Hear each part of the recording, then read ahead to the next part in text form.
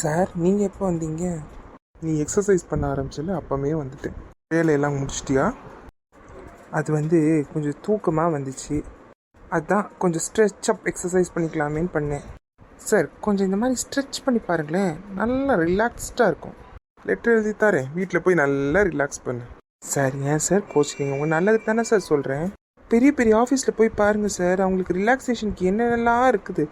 நம்ம ஆஃபீஸும் இருக்கு ஒன்றும் இல்லை. என் ஆஃபீஸ்லேயே நின்றுட்டு என் ஆஃபீஸே நீ குறை சொல்கிறியா? சார் நீங்கள் மட்டும் மற்றவங்களோட கம்பேர் பண்ணுறீங்கன்னே நான் மட்டும் உங்கள் ஆஃபீஸை கம்பேர் பண்ணக்கூடாதா?